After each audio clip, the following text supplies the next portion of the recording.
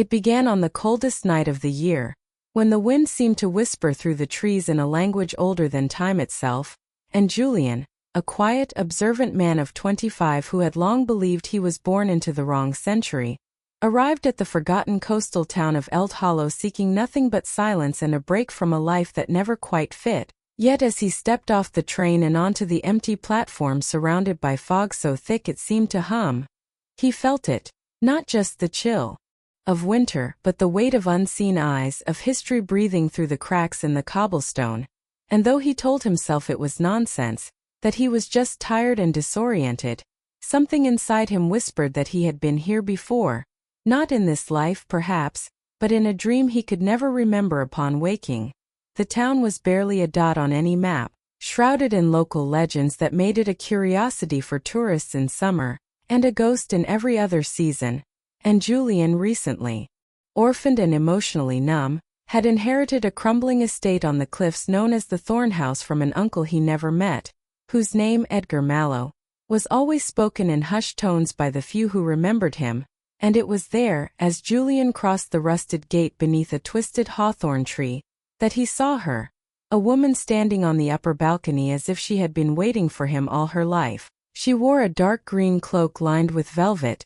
her face partially obscured by a veil of auburn hair, and though she vanished the moment he looked up, the air pulsed with a strange warmth, as if the world had inhaled and forgotten to exhale, and something deep in Julian's chest stirred. Not fear, not quite wonder, but a familiar ache, like he'd just glimpsed the ending of a story he hadn't started reading yet. Inside the manor, dust thick as moss coated every surface, and old portraits watched from crooked frames, their eyes seeming to follow him as he explored, each creaking floorboard like a question waiting for an answer. And in the attic he found a journal bound in cracked leather and sealed with a lock that clicked open the moment he touched it, belonging to a woman named Elira Varn, who had lived in the house more than 100 years ago. Her last entry dated 1895 and ending mid-sentence. He came again last night, the boy with the storm in his eyes, and though the ink had faded, the pages smelled faintly of lavender and ash, and Julian felt an almost electric pull to read on to understand her story, because something inside him knew it wasn't just her story, it was his. Over the next few nights, strange things began to happen. The house would whisper, not in words but in feelings, the mirrors fogged though there was no warmth, and shadows moved in ways that did not obey the logic of light, yet none of it frightened him. Instead, it fascinated him, like walking deeper into a riddle whose answer he already knew but couldn't name. And then one night, during a storm that shook the very bones of the cliffside, he saw her again, not on the balcony, but in his room, standing by the fireplace where no fire had burned in decades, her eyes wide with recognition and sorrow, and she spoke his name, not as it was now,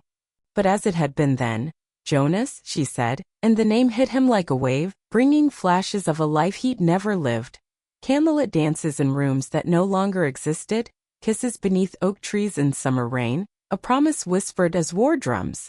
sounded in the distance, and a betrayal that ended it all. The memories came not as visions but as truths embedded in his bones, and he knew Elira was not a ghost in the traditional sense, but something much older,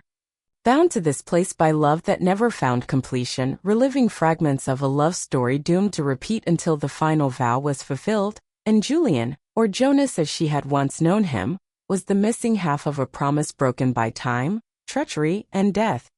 They spent nights speaking in whispers, hands brushing but never quite touching, their connection as undeniable as it was painful, for every kiss they shared seemed to make the house groan louder, as if love itself was cracking open a prison built from centuries of waiting. And the deeper they fell into one another, the more the line between past and present blurred. Julian began seeing things not only in dreams, but in waking moments, faces in candle flames, blood on his hands, ancient songs on the wind that only he could hear, and each time he kissed her, the town outside grew colder, as if time itself resented their reunion. The villagers, though few, began to take notice. They warned him politely at first, then with fear in their eyes, speaking of the curse of the Thornhouse, and how every generation a man returned, drawn by a love that consumed him, until nothing remained but another portrait in the attic. And still Julian stayed, Not because he was brave but because he couldn't not. Lyra was not just a ghost but a woman who had once lived, laughed, and wept. And in her eyes he saw not death, but the life he'd always longed for. So when she asked him, on the winter solstice beneath the silver-bone moon, if he would stay, really stay, even if it meant never leaving, never aging, never returning to the world beyond the gate, he answered not with words but with his soul. And the moment he kissed her, truly and finally, the house let out a sound that was not a scream but a sigh, as if it had waited lifetimes for that moment, and light erupted from the walls, from the air itself, revealing runes hidden in the floorboards, names etched into the stone, including his, and then silence. The next morning, the house was empty, clean, warm. The mirrors clear, the wind soft, and Julian was gone, not missing, not taken, but simply not there, and in his place in the attic beside the old journal lay a freshly painted portrait, a man and woman dancing beneath stars, both smiling, both whole. And those who, dreaming of you since I was a child, and she didn't need to ask his name, because she already knew, he was Julian reborn, again, a new thread in the tapestry, drawn once more to her not by memory but by fate's magnetism. And when they touched hands for the first time in this life, the ground beneath them shimmered and the air fractured like glass, and she remembered everything, not just her lives as Mira or Lyra, but the spaces in between, the dreams between rebirths, the longing, the forgetting, the fleeting moments in libraries and train stations when their souls had brushed like moth wings and moved on too soon. And this time, she swore to herself, they would not be broken. Together, they traveled not the world but the hidden paths of memory, exploring places that did not exist on maps but in the hearts of those who had loved too deeply to let go. They visited an abandoned theater where Julian once played piano in 1870 and Mira sang to a dying audience. They danced in a bombed-out church where Lyra once waited for news of a soldier who never came back. They wept in a garden overgrown with roses that had no scent, planted by the version of her who had waited 80 years and died with his name on her lips. And with each journey,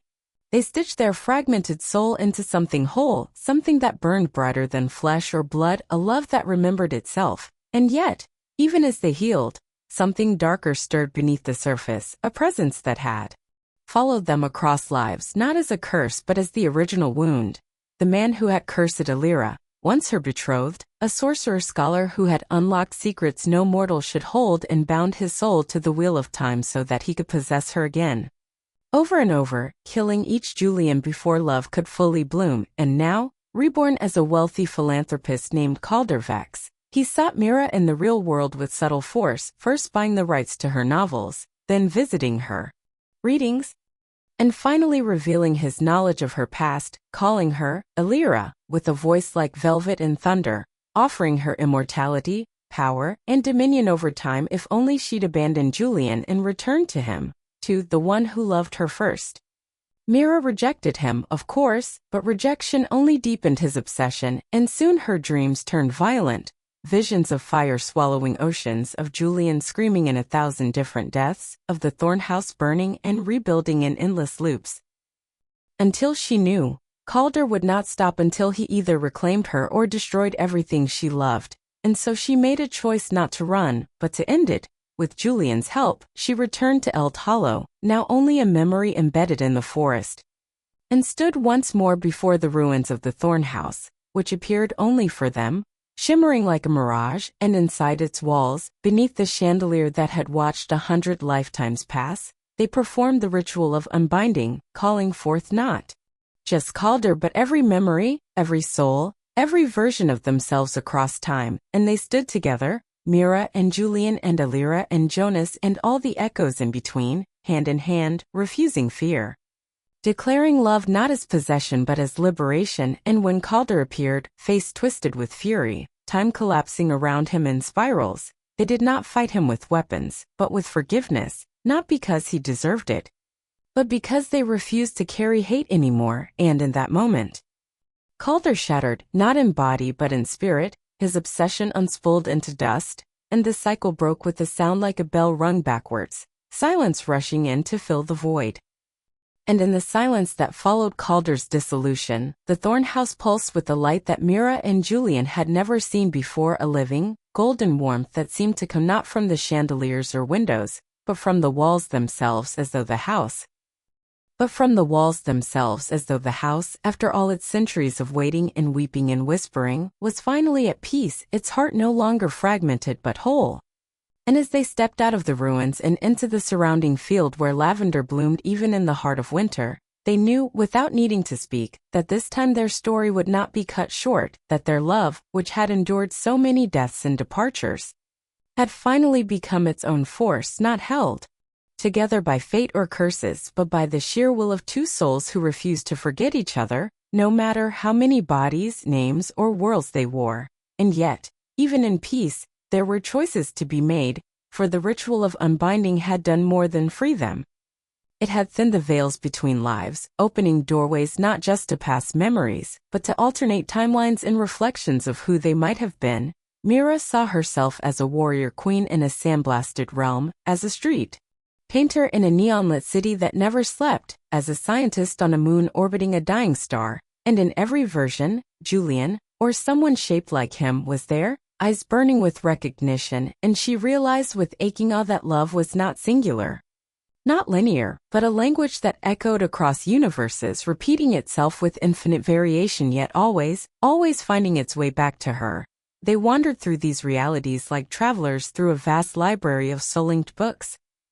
sometimes slipping into lives that lasted a heartbeat, sometimes entire months, but always returning to the lavender field when the lesson had been learned or the thread untangled, and through it all, the love between them deepened. Not through grand declarations but through the quiet constancy of being, a glance held too long in a mirror that showed past and present at once, the way their hands found each other without looking, the way their laughter stitched stars back into night skies where once there had only been darkness, and one evening as they watched a comet blaze through a sky that was not quite Earth's and not quite anything else, Julian turned to her with the quiet solemnity of someone remembering a secret they were born to forget and said, "What if love isn't about finding each other again, but choosing each other, even when we already know how the story ends?" And Mira, tears catching on her lashes, answered, "Then I choose you again, and again, and again, even if it means breaking every